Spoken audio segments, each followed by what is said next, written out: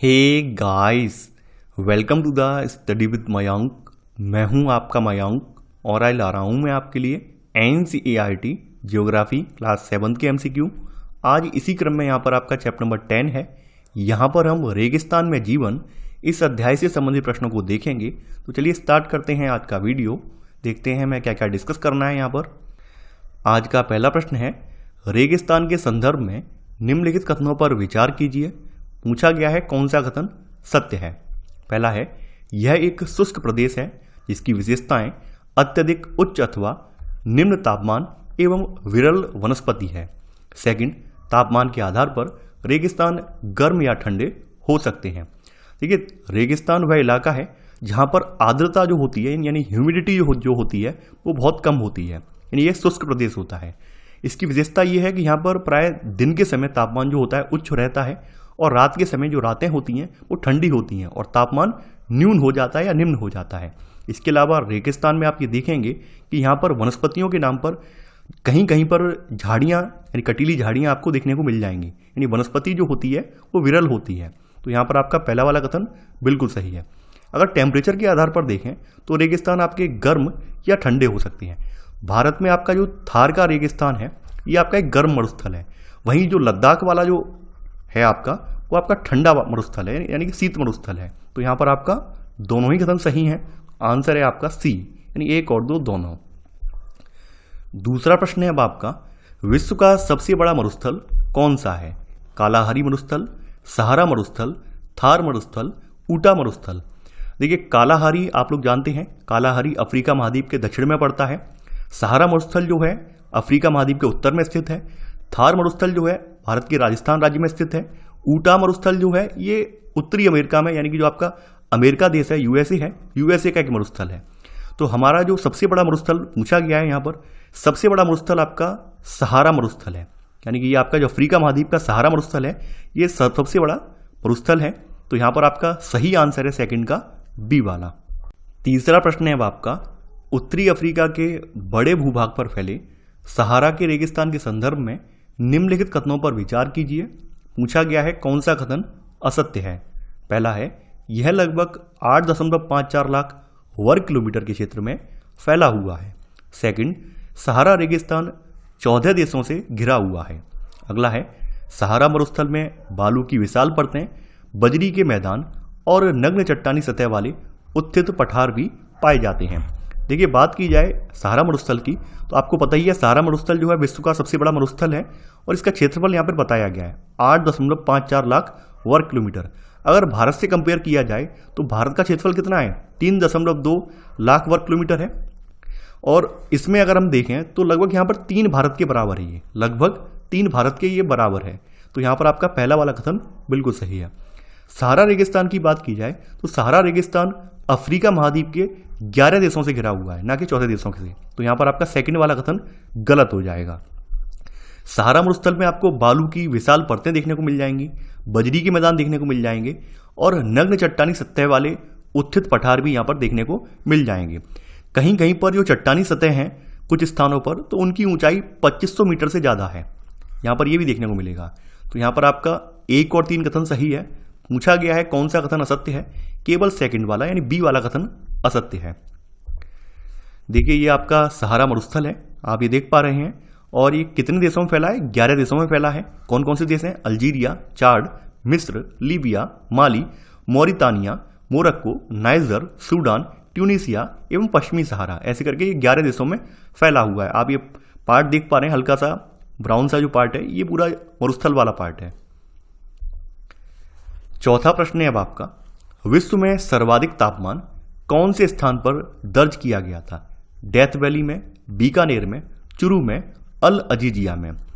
देखिए, सहारा के अल अजीजिया क्षेत्र में जो त्रिपोली लीबिया के दक्षिणी भाग में स्थित है, यहाँ का सबसे अधिक तापमान जो है 1922 में यानी 1922 में 57.7 डिग्री सेल्सियस दर्ज किया गया था और ये सर्वाधिक तापमान है अब तक का। तो यहाँ पर आपका सही आंसर है चौथे का डी, यानी विश्व में सर्वाधिक तापमान अल अजीजिया क्षेत्र में दर्ज किया गया था। कब? 1922 में। तापमान यहाँ पर बताया गया कितना है? 57.7 डिग्री सेल्सियस। पांचवा प्रश्न है अब आपका, सहारा रेगिस्तान की जलवायु के संदर्भ में निम्नलिखित कथनों पर विचार कीजिए। पूछा गया है कौन सा कथन यहाँ पर सत्य है। पहला है सहारा रेगिस्तान की जलवायु अत्यधिक गर्म एवं शुष्क है। सेकंड, यहाँ की वर्षा ऋतु अल्पकाल के लिए होती है। थर्ड है यहाँ दिन और रात के समय तापमान 50 डिग्री सेल्सियस से ऊपर पहुंच जाता है। देखिए, सहारा रेगिस्तान की बात करें तो सहारा रेगिस्तान की जलवायु जो है अत्यधिक गर्म और शुष्क है। यहाँ पर आपका पहला वाला कथन बिल्कुल सही है। और यहाँ की वर्षा जो ऋतु है ये अल्पकाल के लिए होती है। यहाँ आकाश जो है बादल रहित और निर्मल होता है। आप ये देखेंगे यहाँ नमी संचय होने की अपेक्षा तेजी से वाष्पित हो जाती है। दिन के समय यहाँ पर आप देख पाएंगे कि यहाँ पर दिन के समय यहाँ का तापमान 50 डिग्री सेल्सियस तक पहुँच जाता है। वहीं रात के समय देखिए यहाँ पर लिखा हुआ रात के समय तापमान 50 डिग्री सेल्सियस नहीं, रात के समय तापमान जो होता है वो हिमांक बिंदु पर यानी 0 डिग्री सेल्सियस पर पहुँच जाता है।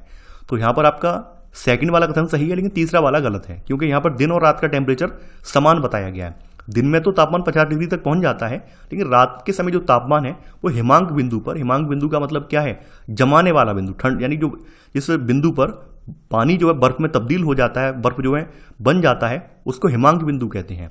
तो ये रात के समय तापमान जो है 0 डिग्री सेल्सियस तक पहुंच जाता है। तो यहाँ पर आपका पहला दूसरा कथन सही है। तो आंसर है आपका ए, केवल 1 और 2। छठवां प्रश्न है अब आपका सहारा रेगिस्तान की वनस्पति जात एवं प्राणी जात के संदर्भ में निम्नलिखित कथनों पर विचार कीजिए। पूछा गया है कौन से कथन यहाँ पर सत्य हैं। पहला है सहारा रेगिस्तान की वनस्पतियों में कैक्टस, खजूर के पेड़ एवं एकेशिया पाए जाते हैं। अगला है ऊंट, लकड़बग्गा, सियार, लोमड़ी, बिच्छू, सांपों की विभिन्न जातियां एवं छिपकलियां यहाँ के प्रमुख जीव जंतु हैं। देखिए यहाँ पर पहला वाला कथन बिल्कुल सही है। जैसा कि आप सभी लोग जानते हैं रेगिस्तान में क्या क्या उगता है, कैक्टस यानी कटली झाड़ियां वगैरह, खजूर के पेड़ रेगिस्तान में पाए जाते हैं और एकेशिया नाम के पेड़ भी यहाँ पर पाए जाते हैं। तो यहाँ पर आपका पहला वाला कथन बिल्कुल सही है। दूसरा वाला कथन भी यहाँ पर सही है आपका। देखिए मैं आपको एक बात और बता दूं, आप लोगों को स्थान विशेष में कौन कौन से जानवर पाए जाते हैं ये पता होना चाहिए। कई बार क्या होता है जानवरों के नाम लिखे होते हैं और आप आंख बंद करके टिक लगा देते हैं, ऐसे करके आप प्रश्न आप गलत कर जाएंगे। तो हमेशा ध्यान रखिए, एक बार जो जानवर दिए हुए हैं उनको एक बार पढ़ लीजिए। पता नहीं यहाँ पर ऐसा कोई भी जानवर हो जो यहाँ से बिलोंग ना करता हो लेकिन इसमें मेंशन हो, तो ऐसे में आपका प्रश्न जो है उसका उत्तर गलत हो जाएगा। तो यहाँ पर ऊंट, लकड़बग्गा, सियार, लोमड़ी, बिच्छू और सांपों की विभिन्न जातियां और छिपकलियां यहाँ के प्रमुख जीव जंतु हैं। तो यहाँ पर आपके पहला दूसरा कथन दोनों ही सही हैं। तो आंसर होगा आपका सी, 1 और 2 दोनों। सातवां प्रश्न है अब आपका सहारा मरुस्थल में रहने वाले विभिन्न समुदायों और उनके क्रियाकलापों के संदर्भ में निम्नलिखित कथनों पर विचार कीजिए। पूछा गया है कौन से कथन सत्य है। पहला है बेदुइन एवं तुआरेग जैसी चलवासी जनजाति वाले ये लोग बकरी, भेड़, ऊंट, हाथी एवं घोड़े जैसे पशुधन को पालते हैं। सेकंड है धूल भरी आंधियां एवं गर्म वायु से बचने के लिए ये लोग भारी वस्त्र पहनते हैं। देखिए यहाँ पर आप देखेंगे जो सहारा रेगिस्तान है, सहारा रेगिस्तान की जलवायु बहुत ज़्यादा कष्टकारी है, लेकिन कष्टकारी जलवायु में भी विभिन्न समुदायों के लोग यहाँ पर निवास करते हैं और ये विभिन्न प्रकार के क्रियाकलाप में भी भाग लेते हैं। इसमें यहाँ पर 2 जनजातियाँ आ जाती हैं आपकी, तो बेदुइन और तुआरेग जनजाति है। ये आपकी चलवासी जनजाति। चलवासी का मतलब क्या है, एक जगह ठहर कर नहीं रहती हैं बल्कि घुमंतु टाइप हैं, आती जाती रहती हैं। ये लोग बकरी, भेड़, ऊंट, अब देखिए हाथी तो पाल नहीं सकते हैं भाई, हाथी एक बड़ा जानवर है और हाथी के लिए बहुत ज़्यादा हरियाली चाहिए, यानी उसको चारा, बहुत ज़्यादा चारा चाहिए खाने के लिए। तो ऑब्वियस सी बात है रेगिस्तान में हाथी सर्वाइव कर ही नहीं पाएगा, तो हाथी यहाँ पर नहीं आएगा। इसके अलावा घोड़े जैसे पशुधन को ये पालते हैं। तो यहाँ पर आपका पहला वाला कथन गलत हो जाएगा। गलत होने का रीजन है केवल हाथी, क्योंकि हाथी रेगिस्तान का जानवर नहीं है। इसके अलावा आप ये देखेंगे चूंकि पूरा इलाका रेगिस्तानी है तो यहाँ पर धूल भरी आंधियाँ चलती हैं और गर्म वायु चलती है। इनसे बचने के लिए यहाँ के लोग भारी वस्त्र पहनते हैं। तो यहाँ पर आपका सेकंड वाला कथन बिल्कुल सही है। तो यहाँ पर आपका सही आंसर है 7वें का बी, केवल सेकंड। 8वां प्रश्न है अब आपका मरुद्यान के संबंध में निम्नलिखित कथनों पर विचार कीजिए। उपरोक्त कथनों में से कौन सा कथन मरुद्यान को सही तरीके से परिभाषित करता है, ये आपको बताना है। पहला है मरुद्यान रेगिस्तान का वह क्षेत्र होता है जहां बड़ी मात्रा में पशुपालन किया जाता है। सेकंड, रेगिस्तान के वे क्षेत्र जहां जल सतह पर आ जाता है वहां मरुद्यान बनते हैं तथा ये क्षेत्र उपजाऊ होते हैं। अगला है रेगिस्तान के आसपास का वह उपजाऊ क्षेत्र जो रेगिस्तान के फैलाव की चपेट में आ जाता है, ऐसे क्षेत्रों को मरुद्यान कहते हैं। अगला है रेगिस्तान का वह क्षेत्र जहां बजरी के मैदान एवं नग्न चट्टानी सतह वाले उत्थित पठार पाए जाते हैं, इनको मरुद्यान कहते हैं। देखिए मरुद्यान क्या होता है, जहां रेत को पवन उड़ा ले जाती है तो वहां पर क्या बन जाता है, एक गड्ढा टाइप बन जाता है। यानी मान लीजिए कहीं से रेत का टीला जो है उसको पवन उड़ा लेगी तो वहां पर एक गड्ढा बन जाता है और गर्त में भूमिगत जल सतह पर आ जाता है, वहां मरुद्यान बन जाते हैं। खास करके मरुद्यान वाले जो क्षेत्र होते हैं ये उपजाऊ क्षेत्र होते हैं, लोग इनके आसपास निवास करते हैं और खजूर के पेड़ या अन्य फसलें यहाँ पर उगाते हैं। तो यहाँ पर आपका सेकंड वाला जो कथन है ये बिल्कुल सही है और ये आपको मरुद्यान को सही तरीके से परिभाषित भी कर रहा है। तो यहाँ पर आपका सही आंसर होगा 8 में का ए, केवल 2 वाला। 9वां प्रश्न है अब आपका, टेफिलालेट मरुद्यान सहारा रेगिस्तान के किस देश में स्थित है? चाड, मिस्र, लीबिया, मोरक्को। देखिए मोरक्को में टेफिलालेट उद्यान एक विशाल मरुद्यान है और ये 13,000 वर्ग किलोमीटर के क्षेत्र में फैला हुआ है। तो यहां पर आपका सही आंसर है आपका 9 का डी वाला। 10वां प्रश्न है अब आपका, निम्न में से सहारा मरुस्थल का कौन सा देश नदी घाटी और कपास उत्पादन के लिए विश्व भर में प्रसिद्ध है? अल्जीरिया, चाड, मिस्र, लीबिया। देखिए यहां पर आपका जो मिस्र देश है, तो मिस्र देश में नील नदी बहती है और नील नदी बहने के कारण क्या है, यहाँ पर नील नदी वाला जो द्रोणी है, नील नदी की जो घाटी है वो क्षेत्र काफ़ी उपजाऊ है और ये क्षेत्र खास करके खजूर उत्पादन के लिए और सबसे ज़्यादा कपास उत्पादन के लिए फेमस है। तो यहाँ पर आपका सही आंसर है 10वें का सी वाला, मिस्र। 11वां प्रश्न है अब आपका, सहारा मरुस्थल में पाए जाने वाले खनिजों के संदर्भ में निम्नलिखित कथनों पर विचार कीजिए। पूछा गया है कौन सा कथन यहाँ पर सत्य है। पहला है, मॉरितानिया, मोरक्को एवं सूडान में तेल की खोज होने के कारण सहारा रेगिस्तान में तेजी से परिवर्तन हो रहा है। सेकंड, इस क्षेत्र में प्राप्त अन्य महत्वपूर्ण खनिजों में लोहा, फास्फोरस, मैग्नीज एवं यूरेनियम सम्मिलित हैं। देखिए यहाँ पर हम देखते हैं कि यहाँ पर जो 11 देश हैं, 11 में से 3 देशों में तेल की खोज की जा चुकी है और आप लोग जानते ही हैं अभी वर्तमान दुनिया में तेल का क्या महत्व है, पेट्रोलियम का सबसे ज़्यादा महत्व है। यानी हमारी जितनी भी मशीनरी है उसको गति देने के लिए तेल बहुत ज़्यादा आवश्यक है। तो ऐसे में तेल की भारी डिमांड है और जिन देशों के पास तेल जैसे संसाधन मौजूद हैं तो कहीं ना कहीं वो लोग तरक्की भी कर पा रहे हैं। तो यहाँ पर अगर हम बात करें तो यहाँ पर पहला स्टेटमेंट गलत हो जाएगा। तेल की खोज वाले यहाँ पर देश 3 देश हैं, जिसमें आपका पहला नाम आ जाता है अल्जीरिया का, यानी पहला नाम यहाँ पर आपका अल्जीरिया का आ जाता है। दूसरा नाम यहाँ पर जो आ जाता है तेल के लिए वो आ जाता है लीबिया का, यानी दूसरा नाम यहाँ पर लीबिया का आ जाता है और तीसरा नाम यहाँ पर आपका आ जाता है मिस्र का। इन तीनों देशों में अब तक तेल की खोज की जा चुकी है। तो यहाँ पर आपका पहला वाला कथन गलत हो जाएगा। इसके अलावा यहाँ पर आप ये देखेंगे कि सहारा मरुस्थल वाले क्षेत्र में यहाँ पर कुछ खनिज भी पाए जाते हैं, जैसे लोहा, फास्फोरस, मैग्नीज और यूरेनियम यहाँ पे पाए जाते हैं। तो यहाँ पर आपका सेकंड वाला कथन सही है। आपका यहाँ पर केवल सेकंड कथन सही है, तो आंसर है आपका बी, केवल सेकंड वाला। 12वां प्रश्न है अब आपका, जम्मू एवं कश्मीर के पूर्व में स्थित लद्दाख के संदर्भ में सही कथन कौन सा है? यहाँ पे आपको बताना है कौन सा सही कथन है। पहला है, लद्दाख के पूर्व में कराकोरम पर्वत श्रेणियां हैं एवं पश्चिम में जास्कर पर्वत। सेकंड, लद्दाख के उत्तर में नागा पर्वत एवं दक्षिण में पीर पंजाल पर्वत श्रेणियां हैं। अगला है, लद्दाख के उत्तर में नंगा पर्वत या फिर दक्षिण में काराकोरम पर्वत श्रेणियां हैं। अगला है, लद्दाख के उत्तर में कराकोरम पर्वत श्रेणियां एवं दक्षिण में जास्कर पर्वत स्थित हैं। देखिए यहाँ पर आप बात की जाए आपके ठंडे रेगिस्तान लद्दाख की, तो ये जम्मू और कश्मीर के पूर्व में बृहद हिमालय में ये स्थित है और ये ठंडा रेगिस्तान है। इसके उत्तर में आप ये देखेंगे, इसके उत्तर में कराकोरम पर्वत श्रेणियां हैं और इसके दक्षिण में जो है वो जास्कर पर्वत स्थित है। तो यहाँ पर आपका सही आंसर है 12वें का डी वाला। आप एक बार देख लीजिए, ये वाला जो इमेज है आपकी एनसीईआरटी बुक में दिया हुआ है, ये आपका लद्दाख वाला रीजन है। आप देख पा रहे हैं, इसके उत्तर में आप ये देख पा रहे हैं कराकोरम पर्वत श्रेणी ये पाई जाती है और दक्षिण में यहाँ पर क्या है, यहाँ पर आपको जास्कर पर्वत श्रेणी, ये वाली जो श्रेणी है ये देखने को मिल जाएगी।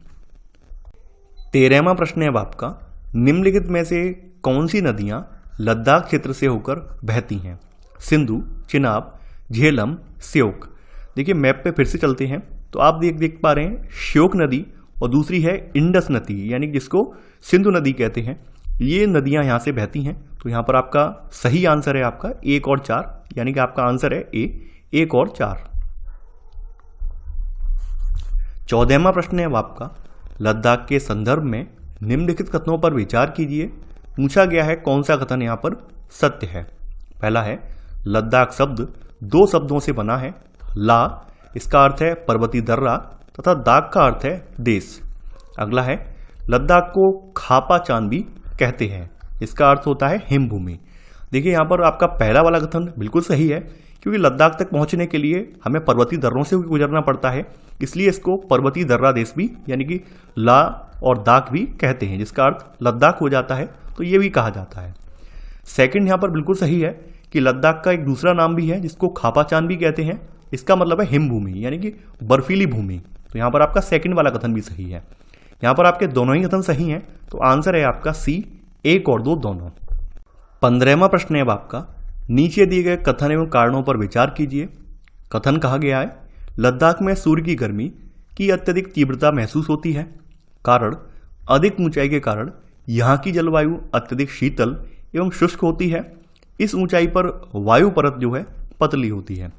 देखिए यहाँ पर आप लोग जानते हैं लद्दाख वैसे तो शीत मरुस्थल है यानी ठंडा मरुस्थल है, लेकिन यहाँ पर हमें सूर्य की गर्मी की अत्यधिक तीव्रता भी देखने को मिलती है। कारण क्या है? पहली बात तो ये अधिक ऊंचाई पर है।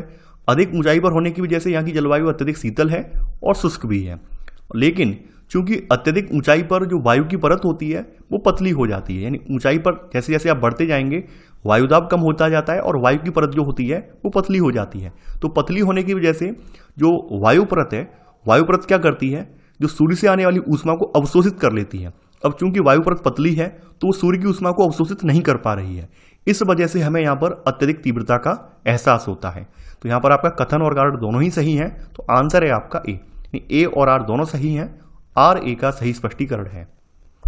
16वां प्रश्न है अब आपका, लद्दाख के संदर्भ में निम्नलिखित में से कौन सा कथन सही नहीं है। पहला है, यह हिमालय के वृष्टि छाया क्षेत्र में स्थित है, अतः यहाँ वर्षा बहुत ही कम होती है। सेकंड, लद्दाख की ऊंचाई कारगिल में लगभग 8000 मीटर से लेकर कराकोरम में 3000 मीटर से भी अधिक पाई जाती है। शीत ऋतु में यह बर्फीला ठंडा हो जाता है। तापमान लगभग हर समय -40 डिग्री सेल्सियस से नीचे ही रहता है। अगला है, यह क्षेत्र बर्फीली हवाओं एवं तेज जलाने वाले सूर्य ताप का अनुभव करता है। देखिए पहले तो हम ये जान लेते हैं कि वृष्टि छाया क्षेत्र होता क्या है। वैसे तो आप इसके बारे में 11th-12th में डिटेल में पढ़ेंगे, विस्तार में पढ़ेंगे, लेकिन यहाँ पर मैं बता देता हूँ। यहाँ पर मैं आपको एक डायग्राम से समझाने का प्रयास करूंगा और आपको समझ में आ जाना चाहिए। मान लीजिए ये आपका कोई पहाड़ी है, यानी ये आपका मैंने एक पहाड़ी बना दिया है और पहाड़ी की इस साइड में क्या है, मानसूनी पवन बह रही है। तो ऑब्वियस सी बात है, मानसूनी पवन जब पहाड़ी से टकराएगी तो इस साइड में तो भरपूर वर्षा हो जाएगी।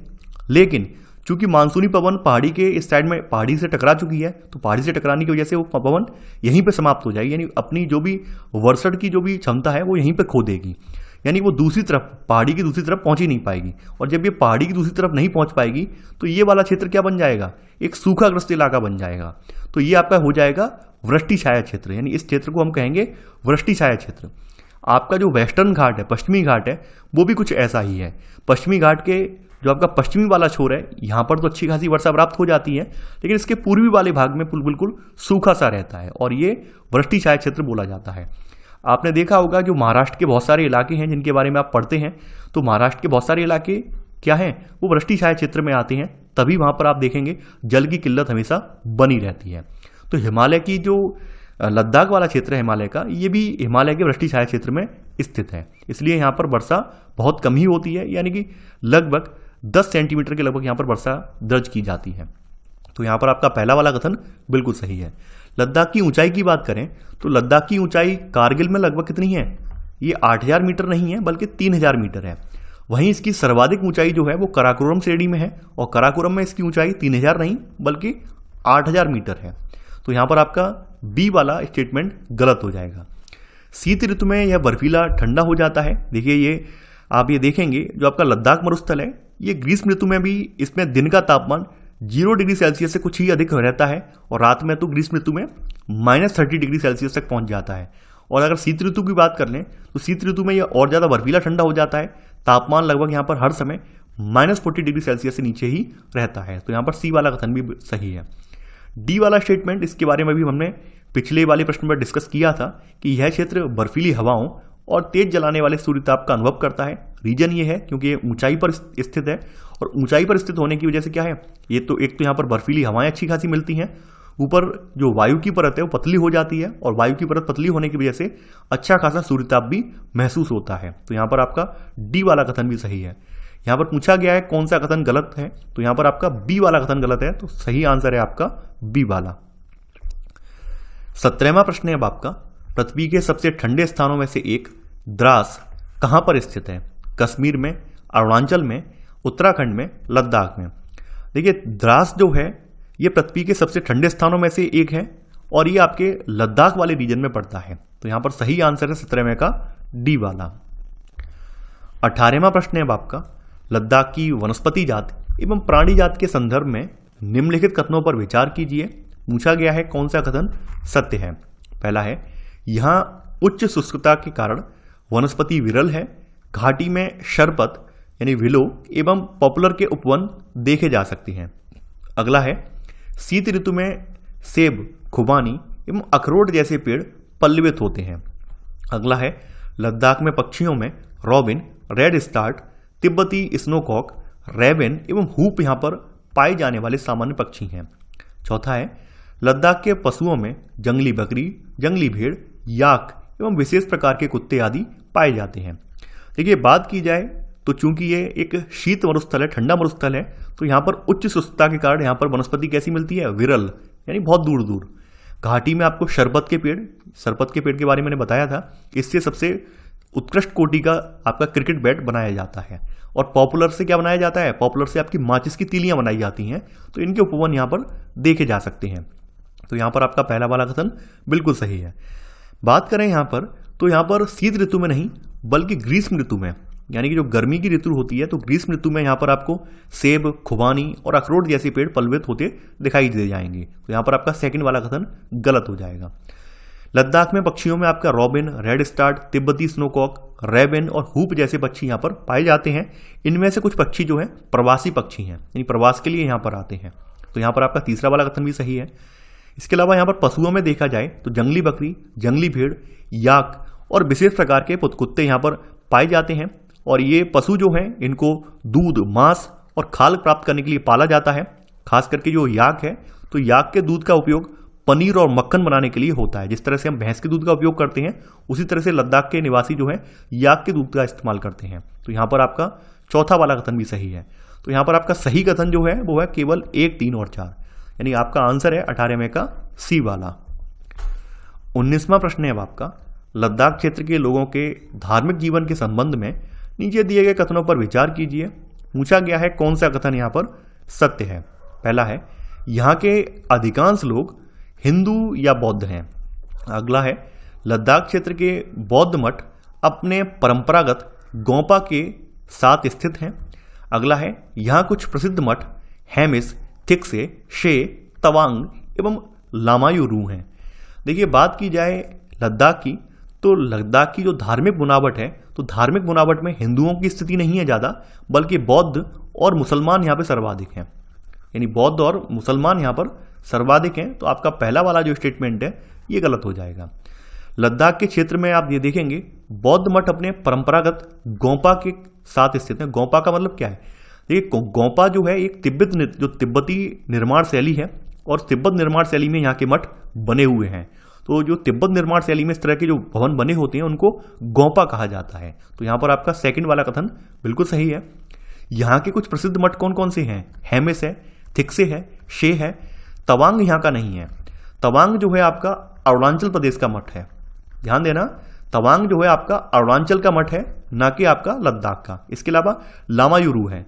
देखिए ध्यान एक और देना, यहाँ पर ये मठों के नाम अक्सर पूछ लिए जाते हैं, कई बार पूछे गए हैं कि ये मठ कहाँ पर स्थित है। अगर आपने पढ़ा होगा, अगर आपको याद होगा तो आप सही आंसर लगा पाएंगे, अन्यथा गलत हो जाएगा। जैसे अभी आपने यहाँ पर ये देखा तवांग यहाँ का नहीं है, तवांग अरुणाचल का है, तो ये आपको ध्यान रखना है। तो यहाँ पर आपका तीसरा स्टेटमेंट गलत हो जाएगा क्योंकि यहाँ पे तवांग शामिल है। यहाँ पर पूछा गया है कौन सा कथन आपका सत्य है? केवल सेकंड वाला कथन सत्य है। आंसर है आपका बी, केवल सेकंड। 20वां प्रश्न है अब आपका, निम्न में से कौन सा राजमार्ग लेह को कश्मीर से जोड़ता है? राष्ट्रीय राजमार्ग 1, राष्ट्रीय राजमार्ग 2, राष्ट्रीय राजमार्ग 4, राष्ट्रीय राजमार्ग 7। देखिए, लद्दाख की राजधानी लेह जो है ये सड़क और वायु मार्ग द्वारा अच्छी तरह से जुड़ी हुई है। राष्ट्रीय राजमार्ग 1 जो है ये लेह को जोजिला दर्रा से होते हुए जोड़ता है। जोजिला पास जिसको बोलते हैं, तो ये जोजिला दर्रा से होते हुए लेह को कश्मीर से जोड़ता है। ये भी पूछ लिया जाता है कि कौन सा दर्रा पड़ता है, लेह और कश्मीर के मार्ग में कौन सा दर्रा पड़ता है? ये जोजिला पास पड़ता है। ये आपको ध्यान रखना है। तो यहां पर आपका सही आंसर है 20 में का ए वाला। 21वां प्रश्न है अब आपका, मनाली लेह राजमार्ग निम्न में से किन दर्रों से होकर गुजरता है? रोहतांगला, बारालाचाला, लुन गालाचाला, टगलंगला। देखिए, ये सभी दर्रे जो हैं आपके मनाली लेह राजमार्ग में स्थित हैं और ये जो राजमार्ग है केवल जुलाई से सितंबर के बीच खुलता है। जब बर्फ को मार्ग से हटा दिया जाता है तब ये मार्ग आम जन के लिए खोल दिया जाता है। तो यहां पर आपके ये चारों दर्रे मनाली लेह राजमार्ग में स्थित हैं। तो यहां पर आपका सही आंसर है 21 में का डी वाला, उपरोक्त सभी। अब आपकी अभ्यास प्रश्नावली से प्रश्न है, सहारा अफ्रीका के किस भाग में स्थित है? दक्षिणी, उत्तरी, पश्चिमी। सहारा मरुस्थल अफ्रीका महाद्वीप के उत्तरी भाग में स्थित है। 23वां प्रश्न है, सहारा किस प्रकार का रेगिस्तान है? ठंडा, गर्म, मृदु। सहारा एक गर्म रेगिस्तान है।